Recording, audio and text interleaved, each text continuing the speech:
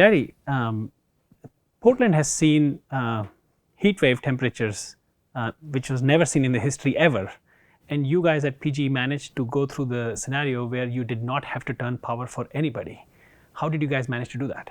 It's a great question, but it's also one that's maybe a little bit difficult. We really worried. How do you forecast something that you've never seen before? How do you plan for something that you haven't seen before? And we thought about the temperatures, and when I first heard 115, 116 degrees in Portland, Oregon, never have seen that before. It's been 101, 102, 103. 107 was the highest ever before. And so we were struggling with how do we plan for. And in fact, our load was 10% greater than any other peak ever before, winter or summer. And so how did we plan? Well, it was a lot of data. We've been thinking about our system for some time. And I would say flexibility is the other piece that we can talk about, and how our customers actually helped us through that. But you're right, it was great to go through a heat wave without actually turning anybody off. That is fabulous. So what do you think was the role of data? I mean, was having smart meters all rolled out that kind of data, or is it more of the grid data that helped you in getting through this scenario? It really is a combination of each. And so we've traditionally had our energy management systems. An energy management system looks at really generation, transmission, gets you down to a substation, but it doesn't get down into the distribution. And so that's where AMI meters start to give you the information, but still not resonating to say, how do I forecast that? How do I take that information and say, this particular feeder is going to look the following way? But what it also does is it identifies where is the renewables. And so why we also have chose this site to do our filming, behind us is what we call our distributed standby generation and our renewables. So what we see on the screen there is actually a solar system, one of them that we're monitoring. But across the whole network that we operate, we have many generation plants, be it renewable, be it flexible load. I want to call it a virtual power plant. So that data helps us to look and to decipher where is it. And if we start to have a constraint on one part of the system, we hope to be able to manage it and keep all of the customers on reliably. And if I gave you one good example of that, it's Sandy, which is a community right up by Mount Hood. And there's a 10 megawatt solar farm that sits there on a feeder. And during the day, that solar farm is feeding into the distribution network. It really is masking the load that's out there. And so come evening, when the sun starts to go down, all of a sudden that generation is falling away, but the load is still there. And all of a sudden we were about to see an overload on a transformer where we would have to turn customers off. Fortunately, we had this system with distributed generation there that we were able to actually turn on and offset the load and operate it and keep everybody in power. That's fantastic. So that's resiliency, renewable power, the positive side of renewable power, but also the negative side of renewable power, the fact that sun doesn't shine all the time, right? When sun goes down, so does your generation. So you needed those backup plants to turn on, and the monitoring of the system to know the capacity of the feeder. Right. Quite impressive. And if you go down into customers, you want to know who does have flexibility. Eventually, that gives you then knowledge about a feeder that, as an operator, if I'm sitting here running a system, I can see and I can then influence. Maybe it's your thermostat. Maybe it's your hot water tank. Maybe it's your electric vehicle that you're charging. If I can influence you during that period, I can maintain capacity of the system and keep everybody in power. But it's also cheaper because I don't have to rebuild the feeder. I don't have to put a new transformer at the substation. So I can keep your rates down if I can manage that data across that whole feeder. I think that's very important. I was thinking from a regulator perspective, but I think you may hit the key part. Even if the regulator approves, the cost goes up for everybody. Right. So this whole demand flexibility that you talked about, Is this something that you were able to apply now, or is it something of a little bit of futuristic concept where you think that this would really help as the growth of the renewables and EVs increase? We actually used it in this last heat wave, and under our integrated resource planning, which is a regulatory requirement, we think about what sort of generation sources and transmission, et cetera. We were required by 2019 to put in 75 megawatts of distributed resources that we can control with demand. Right. So we have been enacting that when needed, when these peaks occur. And so during that heat wave, we actually triggered it at 5 p.m. and you could see on our energy management 94 or 74 megawatts drop right off and maintain until the load, the cooling of the evening, and then it released at 8 o'clock and allowed it to come back to normal. And worked great. It really helped. And unfortunately today, we do that system-wide. We have 130,000 customers that participate. We have roughly 930,000 customers. Well, we have 130,000 that participate. We don't have necessarily what you're describing, which is all the locational information. Right. So we can say that on feeder A, we have 150 customers, and on feeder B, we have 350 customers. Right. That's the level of detail that we'd like to get to, so that we can locationally change the system. You have some net zero goals or renewable goals, right? I mean, what percentage of your generation will go renewables by certain years? Can you tell us about those? Yes, so by 2030, we'll achieve 80%. So right now, we're about 50 to 55%. And we just took off Boardman coal plant, the last remaining coal plant in Oregon, last October. So we still have, through Coal Strip, which is in Montana, we still have coal that is utilized. So by 2030, we anticipate that going away. We anticipate that we will be at 80%. Renewables. Now the real challenge beyond that is to get to 100% or net zero by 2040. Now that's a bit aspirational. Yeah. And legislation was just passed in Oregon this year with regard to that, which we really support. But we have to solve how can we get that last 20%. The last mile is going to be through things like this demand response program, flexible load with customers, having distributed generation, being able to see it down into the distribution and operate the system, especially with electric vehicles. I mean, 40% of the greenhouse gases for Oregon, and it's really true for the United States, is from transportation. So if we're going to meet our targets for greenhouse gas, we've got to get transportation under control. Which means there's a lot more load coming on your grid. Right. And we anticipate a 20% increase in load. So that means generation needs to step up and that means renewables. That means, does the wind blow? Does the sun shine all the time? How are we going to maintain the reliability in the system? So batteries come into play. Again, flexible load as we use that. And the distributed generation, we're going to need batteries. We call it synthetic inertia also in the system to be able to provide the reliability of the future. Right. I was going to ask that. That's the next question. I think you partly answered that. That as you get towards 80% renewables, what portion comes from solar or wind? But like you said, sun shines when it shines and wind blows when it blows.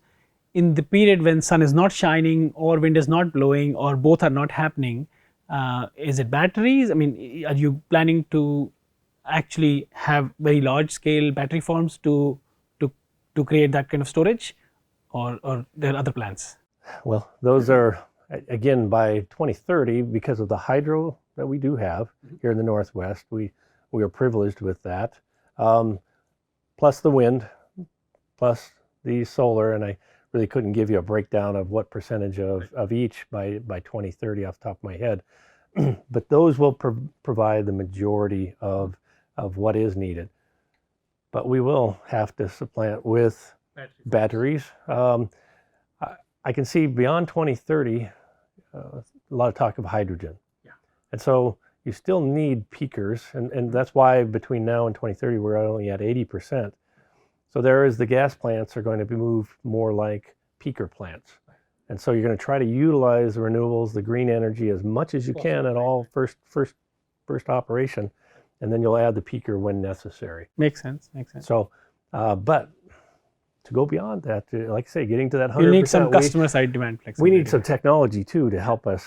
And so not only is it data, but we're going to need other energy sources that I hearken to President Kennedy when he challenged us to go to the moon.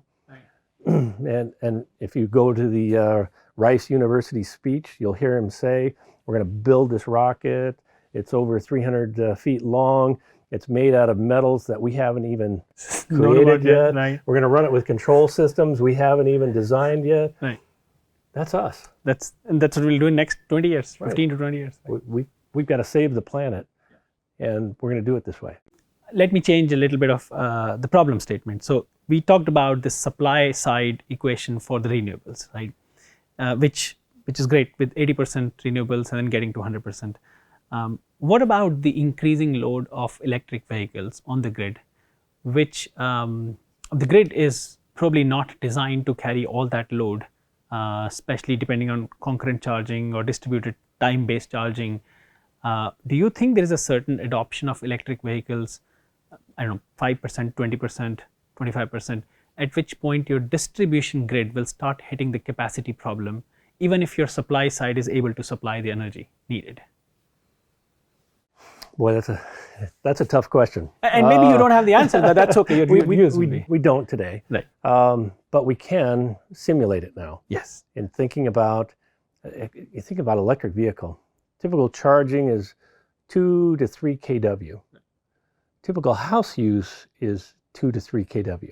Mm-hmm. So double the demand. So when you see that semi truck going by with the electric vehicles on it, maybe 10 of them, right. That's like 10 new homes driving down the street, right? Wow. So okay. They're going into homes that today might only have a 100 amp panel. Yeah. Well, we're going to have to upgrade. Right. And you're right. Then that cascades to the transformer of the neighborhood. It feeds the 6 homes. Are you going to have to upgrade that? And the neighborhood, are you going to have to go to the feeder? And is the substation good? Does it have the capacity? Well, this is where data comes into play, and where customers really start to participate. Because if they work with us and they're willing, and many times it's economics. If I can change the price at different times, and you decide I really want to wait till 10 p.m. to charge my car instead of at 8 p.m. or at 12. Maybe I should charge it at noon when all the solar is operating. That's right. Should be almost free at that point. Right. So, and especially if you have the rooftop solar in the area. Right. So how do I show the economics for you and encourage you to participate in that? Some of it may be a little gamification again, thinking about customers participating that way. And if we do that, we know we have a capacity level of that feeder. And if I can manage all these elements underneath of it and keep it under that, I won't have to go rebuild that. The whole distribution. Right. I won't have to pay the cost to go in and disrupt for everybody the service, plus add the transformers, et cetera. So that's, it's a win-win for both the customer, because again, price doesn't come up. Right. And for the utility, not having to go through the rebuild and disrupt people's lives because of that. So, by the way, I was going to comment the range, the driving range that the latest cars give you.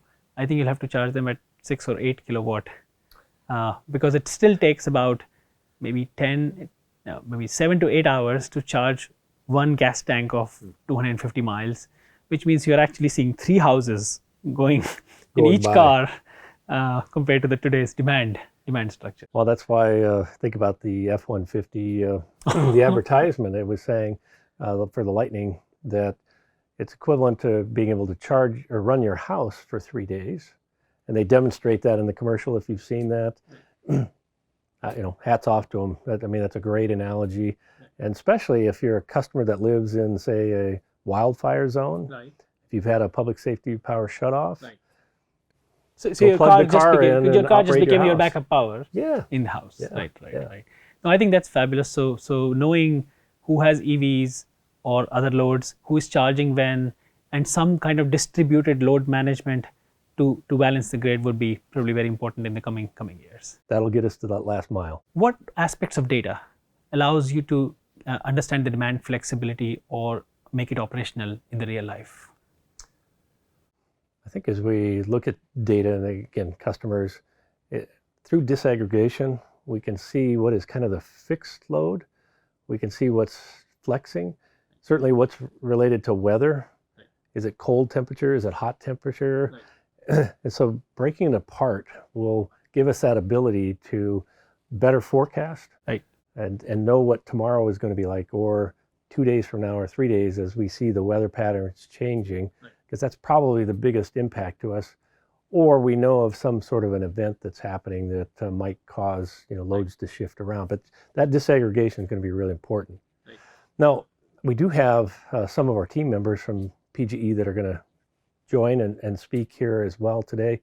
I know that they'll be speaking on the smart grid testbed. Right. So we've been doing some demonstrations and trying things, and you've been supplying data to us on that behalf. So I know Tim Treadwell will be talking about that, and be a lot of fun to hear his thoughts about the data in the industry. We'll also have one of our employees, Quisha, who will be talking about it from a community perspective and what the community is thinking about.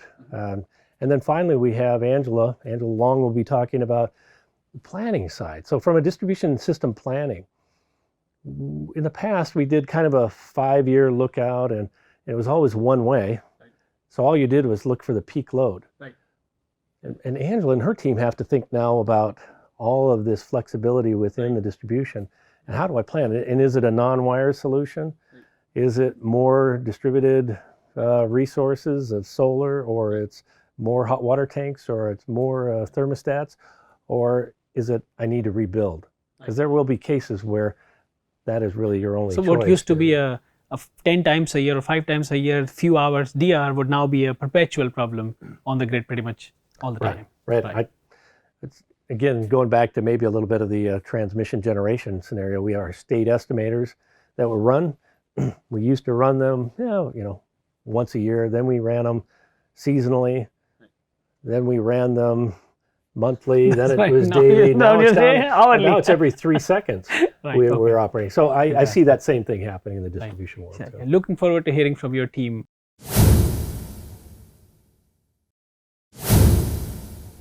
So Tim, thanks for taking some time with us today. I'd really like to understand from your perspective what it is you guys are doing in the Smart Grid Testbed. Yeah, the Smart Grid Testbed is a program that we developed in coordination with the Oregon Public Utilities Commission and a number of regional stakeholders in the energy and energy efficiency demand response space. The testbed is a really exciting project for us because it affords us the opportunity to experiment with customers in the field on new program design and test out products and services that help us expand and increase the impact of our flexible load portfolio. That's awesome. Can you tell me a little bit more about how you guys fund these programs with the Smart Grid Testbed? Yeah, the testbed has dedicated funding and special authorization from the Commission, where they've given us latitude to engage customers in a unique way. One of the main concepts behind the testbed was to get this critical level of customer participation. And in order to do that, the Commission gave us authorization to auto-enroll customers into an opt-out behavioral demand response program, awesome, which gave us the opportunity to expose them to DR concepts and the importance of flexibility in managing the grid. And we're using that as a jumping off point to move them into other flexible load products like direct load control, smart thermostats, water heaters, EV charging. Fantastic. So that must really accelerate sort of that time to sort of, validate those technologies, both from PGE's perspective, but also the customer. Yeah, definitely. And it gets over that initial knowledge barrier and kind of gives them a low risk, high reward opportunity to be exposed to the concepts, which we found has been really effective in moving them over to more advanced technologies. Great. So in the Smart Grid Testbed, what are some of the programs and technologies that you guys are evaluating right now? So in addition to the technology demonstrations, we're also exploring customer value propositions. So framing and presenting back to customers the benefits of flexible load program participation in different ways to see how various demographic groups respond. So we're looking at the ability to integrate more renewables or reduce carbon emissions. We have an opportunity where we allow customers to donate the incentives from program participation to nonprofits. Wonderful. Giving back to the community. And our goal here is to really understand how customers feel about flexible load, what benefits they see in participation, so that we can have more customized engagement and drive participation. Fantastic. All right, so you said that you guys are using data to address a gap in terms of what you can see behind the meter, what they have when they're using it. Can you go into a little more depth in terms of how you're using that data to sort of achieve specific outcomes?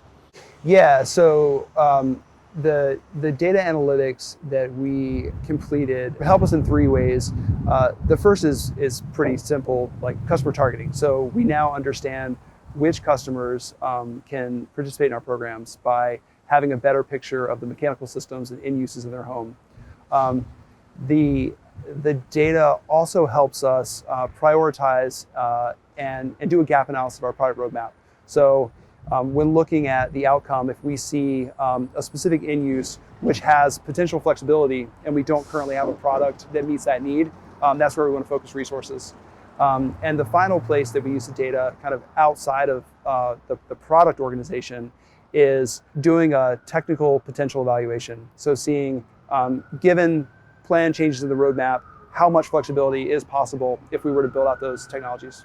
Awesome. So that data has value to multiple stakeholders. Yeah, definitely. So in working with Bidgely, how would you say our analytics helped you guys achieve the various outcomes you had for the smart grid testbed? You know, we worked with you guys, I think, in a pretty innovative way in that we took your core AMI analytics platform and brought some ground truth data to the table, which allowed you to provide us deeper insights on the specific in-use technology that we can match up with our flexible load programs. Yeah, and I really appreciated Bidgely's willingness and ability to go beyond the core product offering to do custom analytics that met our unique use case. I think what we're doing here in Portland is a bit out of the box, and having a partner that was willing to kind of meet us where we needed them was great. Can you tell me a little bit more about how you see analytics enhancing grid reliability or stability? Having an enhanced understanding of how customers use electricity is really central to our efforts to manage grid stability and provide for reliability. Having a clear picture of the technical potential of flexible load and being able to effectively engage customers to capture that load is critical to our near-term goals and will be essential as we move towards a high renewables future. Perfect.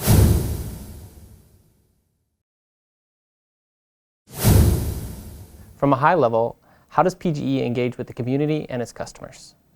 You know, it's been interesting for us because we've had to actually take that first step of just even realizing we weren't really engaging with our customers. Like a lot of utilities, we've had to realize there was a chasm between us and our customers. And that chasm said that we didn't understand them. There wasn't we didn't have the trust, we didn't have the loyalty. They didn't know and understand how our business was working. They didn't understand their electricity use. So understanding that chasm has helped us step back and say, how do we move from a passive, transactive relationship to more of a proactive, prosumer type of approach to our customer and our community? And what we've been focusing on a lot is working with our municipalities who have climate action plans. We spent a lot of time working to understand exactly what they're hoping to accomplish, because many of the cities in our areas are trying to reach 100% clean energy or net zero by 2030 and some by 2035, pretty soon, right? So we are having to say, what does that mean for you? What does net zero really mean? Does that include transportation electrification? Does that include energy efficiency? Does that include flexible load? So how are they thinking about it? Does that include data and transparency? What are you needing to know in order to be sure that you're meeting your carbon goals? So as we're working with those cities, understanding their needs, that's helping us engage better, not just with the city, but then you have the community-based organizations. And as you're engaging with them, it becomes you're engaging with your customers. Mm-hmm. So, we've worked through the levels to understand better what our customers need and get to the point, again, where we are being more proactive. We are answering the questions that they need answered. We're providing them the information that they are requesting, have been requesting. They just didn't know how to request it. Wonderful. Yeah. Tell us how you do that, starting from a place of trust. So for us, this is going to happen, moving again from that transactive approach to personalized customer solutions. And that takes data, right? You need to have the data to understand who the customer is so that you can say, well, you're not just a time of day customer. You are a time of day customer that has an electric vehicle. You're a time of day customer that has solar, whatever it is. And we want to be able to provide you customized personal information that says we know you and we serve you based upon who you are and your family's needs. At the end of the day, our customers have needs, they have wants, they have jobs to be done. And once we understand those things, we need to be able to go meet those needs. That's my team's focus. That's PGE's focus. What is the job? How do we get it done? And then how do we create a good experience for our customers on top of it? Right. Because we want them to have this simple, seamless experience with us. We want them to feel a sense of loyalty, because it's hard to do that with a monopoly or with your utility, right? But we may be the only one that can serve them, but we want them to feel a sense of loyalty and know that we're in this with them because we are Portland and this is our community. So once you have that data, how do you go about leveraging it in a way to actually create that simple and seamless experience? So for us, it means as we're working through every product or program that we're building, the goal is to understand how we can teach and educate customers on how they can get the most value for their electricity from the various smart appliances and tools that they have in their home. So if you have, again, that EV, when to best charge it, how to earn from it, because we have programs where our customers are able to engage with us, and if they switch their usage from a certain or away from the peak load period, then we're able to compensate them. So explaining those things, but that personal information is critical because we need to know what they have in their home. Without knowing those things, we can't shape an experience that's based upon what that customer needs, what they how they can best interact with PGE. Wonderful. So I know here in Oregon, there was recently some legislation passed around clean energy, as well as PGE has their own goals set. How are you working with community organizations to go about achieving those goals today? So the big part of it is those communities, I would say, are actually involved in the work, in the dockets and everything. From the moment we go to the Public Utility Commission, they're involved now in a way that they haven't been. But what we're actively doing is sitting down with them, helping them to understand how we can bring microgrids to the community and what that means, the value of that microgrid to their specific community, to the grid. We are talking to them about, right-of-way charging and pole charging so that we can provide equity in transportation electrification. Because we're not thinking about a lot of these things. People look at, their electric vehicles. But I'm in an apartment, so that won't apply to me. How do I charge? And so it's our job to go to them and say, here's what we can do for you, and here's how this is going to help ultimately for the city to reach its goals, for PGE to reach our goals, for Oregon to reach our clean energy goal. But equity is at the heart of a lot of this, because what is the clean energy future means nothing if it's not a clean energy future for everyone. Exactly. And other things that we're doing to ensure that equitable energy future is we have, in some instances, embedded employees in city offices. So they're there working with those cities, working through the challenges. We did this in a couple of our cities where we were working on microgrids or working on special projects. Having employees right there able to work through and talk through the issues was really critical.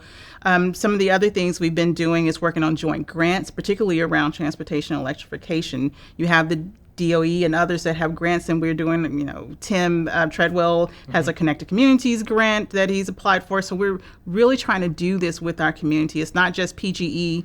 It's PGE and a city, or PGE and a community-based organization, or all three. And so we're doing it together. I like that. I mean, what it says to me is that it's not sort of a one input problem, right? You need the data, you need the stakeholders, and you need the process ultimately to achieve it. And without any of those, you're not able to get to the end goal. Yeah, exactly. So Angela, would you mind explaining for us, what distributed resource planning is at PGE? Yes, so distributed resource planning is the valuation and evaluation of clean energy resources. So you could think we're kind of agnostic to behind the meter or in front of the meter. It's anything that can really help us decarbonize and electrify our loads. Fantastic. Tell me a little bit about how distributed resource planning played a factor in sort of the resiliency equation when it came to wildfires or heat waves. How are you guys sort of, centering your work around those events? Yeah, one of the main things that we do in our department is forecast out different scenarios for clean energy futures. And one of the things we started thinking about last year when we had our wildfires is how do we start thinking about microgrids and how does that play into our program planning? And if we accelerated those efforts, how could we help with resiliency on our system? And so we've started that work, and that led really nicely into our distribution system plan, which requires us to submit DER forecast. And part of that is, also resiliency and thinking of that. Perfect. And does that play a role in sort of the clean energy goals that, not only PGE has, but also, I think recently State of Oregon just passed? Mm-hmm. Yeah, so we haven't necessarily considered the new legislation that came out of the 2021 legislative session, but we definitely have considered different scenarios that look at those type of clean energy futures. And it definitely does play a role in our work. Most of the things that we want to think about is how do we move from this traditional distribution system planning into one where you are relying on both the customer and utility sided. Perfect. And when you say relying on the customer, do you mean sort of customer participation, or do you also mean sort of the data that ultimately represents that customer? How are you making those decisions? Are they data driven? Is it a forecast model that is less data driven? Tell me a little bit more about how you're getting there. Oh, I love that. So one of the key themes that we've been saying in our team is data-driven decisions. And I think that was something that was really, I don't want to say it was lacking at PGE, but I think that there was a foundation that needed to be built and within PGE. And some of our testbed work has definitely been focused on that. And so we're using data to inform just how do we understand the customer? What are they doing? What are their behaviors?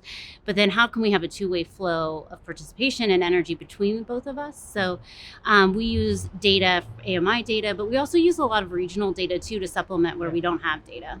Fantastic. So talk to me a little bit about how you see equity when it comes to distribution system planning. How do you sort of factor that in as you're making those decisions around the future of the grid, the resiliency equation, all of that?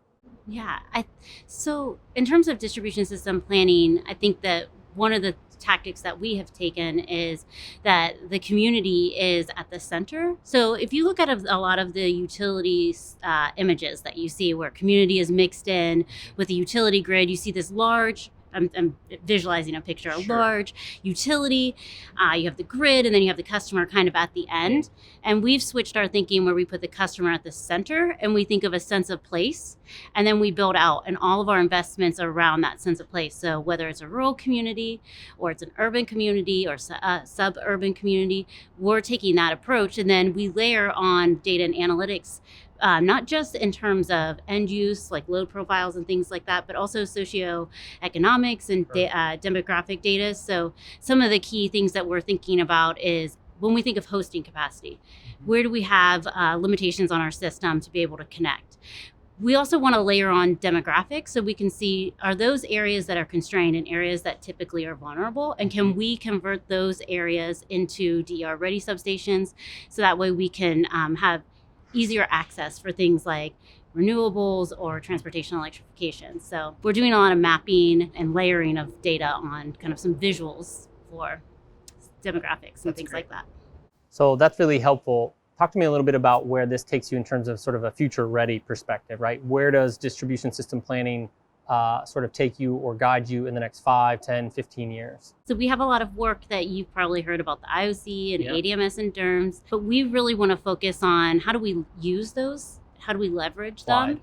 Yeah, applied, exactly. And so being able to apply those is also being able to use data to understand who our customer is and what their needs are. So having products and offerings that meet our customers. So as we go through modernizing our grid, we're looking at not just updating substations, but looking at what do those unique communities need and modernizing our grid for those communities. Charging infrastructure, all of that. Yeah, so like if you're in an urban setting, we might be thinking of DERs in terms of multifamily. If you're in a rural community, we might be thinking of irrigation pumps. And so making sure that our forecasts don't just focus on energy efficiency or demand response, but also start thinking more broadly in terms of the actual end uses. Accessibility. Yes. Perfect. Yeah. Thank you. So tell me a little bit more about how you go from sort of a broad-based distribution system planning effort into something that's a bit more regionalized or localized in terms of what it is you're trying to accomplish. So today, one of the things we're doing is looking at our system-wide load forecast and taking those load forecasts and starting to integrate new types of loads that we typically haven't predicted, like transportation electrification or building electrification, and then building in-house models that allow us to start predicting what those load forecasts might look at the feeder level and the substation level. And we do that by doing some bottom-up analysis. And so who are those residential customers? Are they single family, multifamily?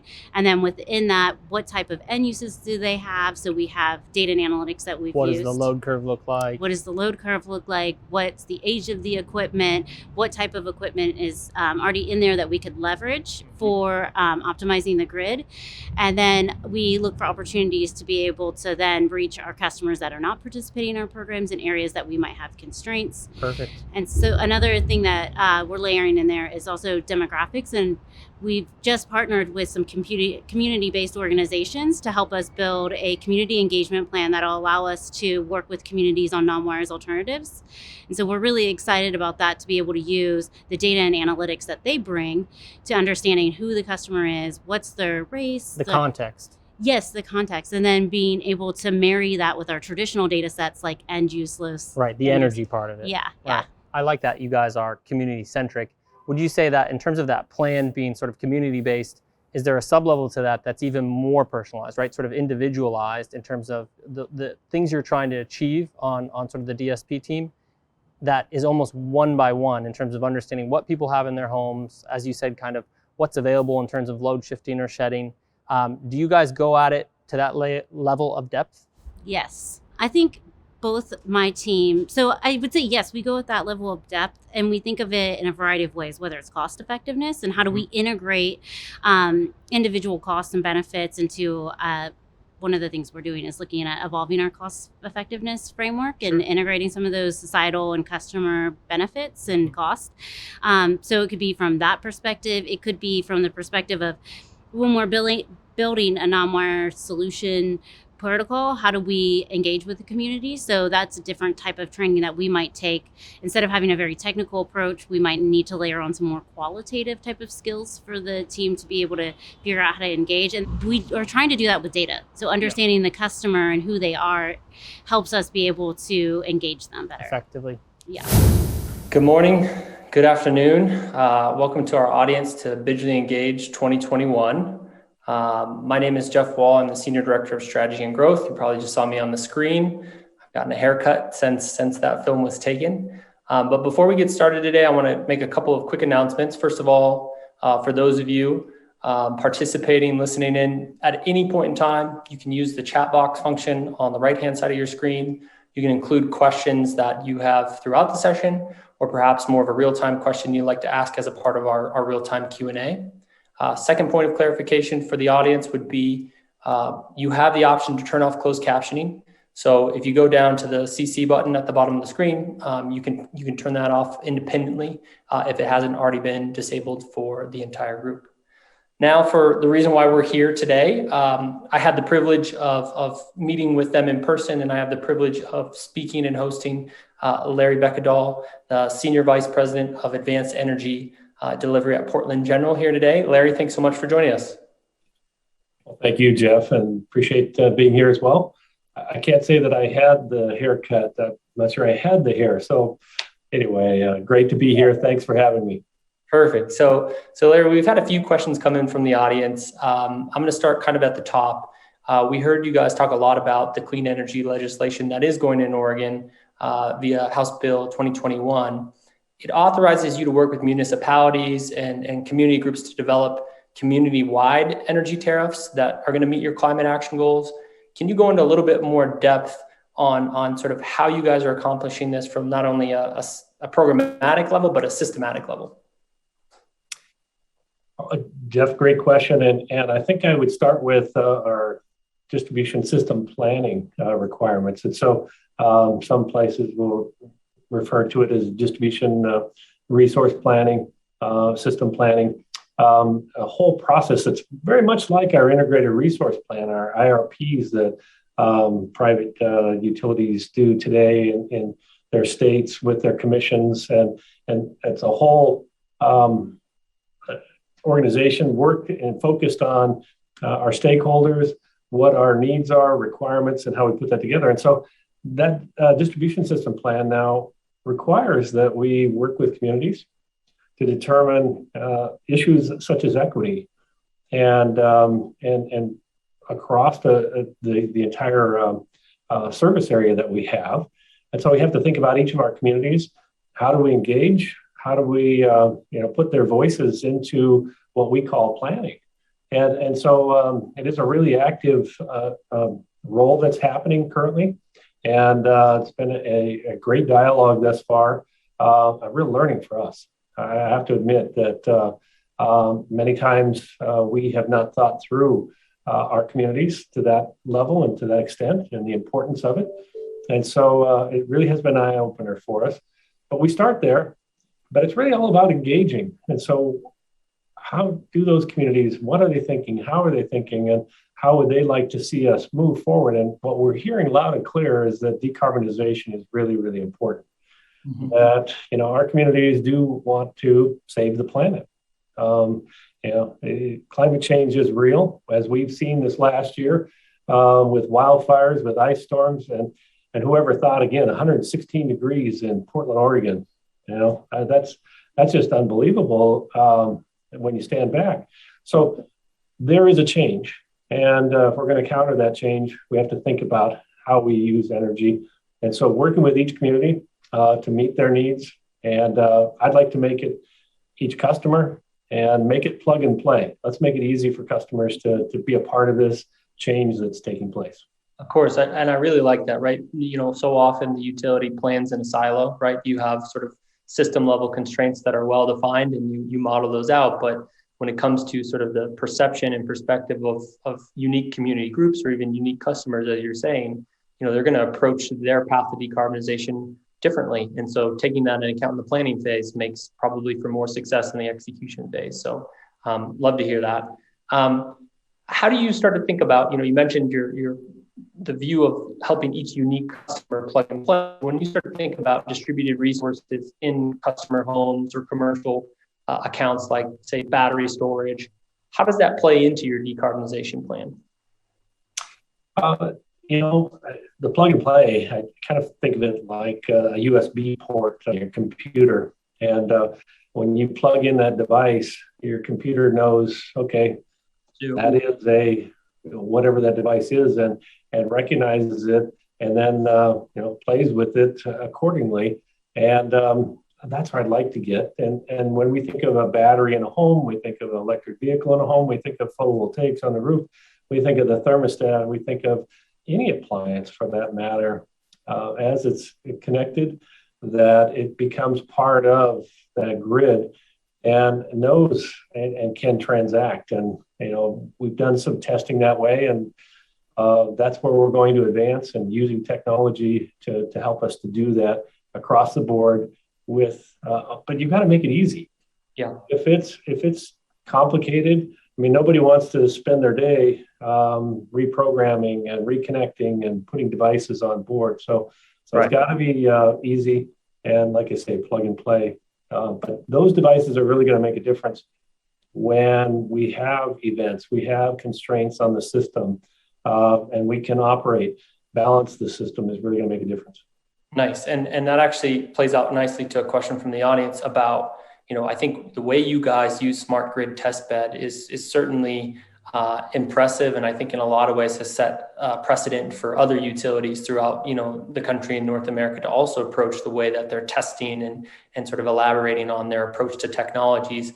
How are you guys using the testbed today to transfer your learnings into sort of a wider customer group? So to the point about batteries, how does a testbed type of experience or program eventually become sort of a holistic approach across the customer base for Portland General? We had an event last week, as a matter of fact. We just turned on our larger battery at our Port Westward generating site. That's just on the edge of our service area, if you want to think of it that way. And then there was a issue on the system regionally, because again, we go from Canada to Mexico, Western Electric Coordinating Council. Electrons travel at speed of light, 186,000 miles per second. So when things happen on the system, whether it's California or Canada, we tend to see that. And we had a frequency issue, which means a generator came offline somewhere. And so the nice thing was seeing this battery react and compensate in lieu of another generator on our system having to compensate for those things. And they happen so quickly that customers don't even recognize it. It happens so fast. And I can tell you that having spoken with Intel, one of our large customers here in the Portland area, they're very concerned about, as they are manufacturing chips, the power quality is extremely important to them. Mm-hmm. So as we think of batteries out there helping us to manage load, it's not only an energy issue, but it's really a disturbance on the system as well, that we can use those devices to help us to control voltage and frequency, et cetera. So really look forward to having more of that at our fingertips that we can operate and influence. Perfect. And change gears a little bit here and start to ask you a little bit about, you mentioned Intel, commercial customer, but maybe we'll switch to sort of a residential customer point of view. What type of messaging are you looking to share with customers that will effectively enlist their support either in advance of a particular decarbonization objective you have, or perhaps during, right, time of use type of outcome where you need to influence them to change their behavior or turn off a device in real time? What type of messaging do you need to make that most effective? Well, being an engineer, I'm probably not the right person to quote on the communication portion, but I would say this: engage with us. Engage with us to help save the planet. Engage with us with your devices. When you have the opportunity to change out your oil furnace because it's old and needs to be changed out, but join in and help and think differently. When it's your hot water tank, maybe it's time to think about what's the most efficient. Or if you're going to buy an automobile, a car, is now the time to find the electric vehicle that could really make a difference. No, that makes sense. And it's kind of summarizing sort of your previous point in this one. It's that plug and play and interchange of not only energy, but also consumer participation, right? Which is, I give you something personalized. Maybe you return some amount of personalized communication, like, oh, this is how much I drive, or this is, when I like to be cool during the day on a 116 degree, Portland, Oregon day. And that type of dynamic feedback and analytics that come along with it is what's going to allow you guys to be most effective in achieving those goals.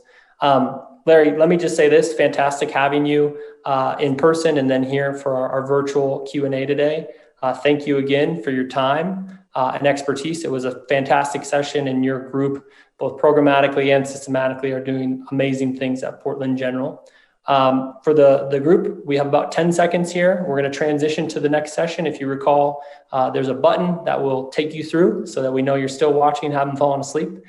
Please click on that and we'll see you there.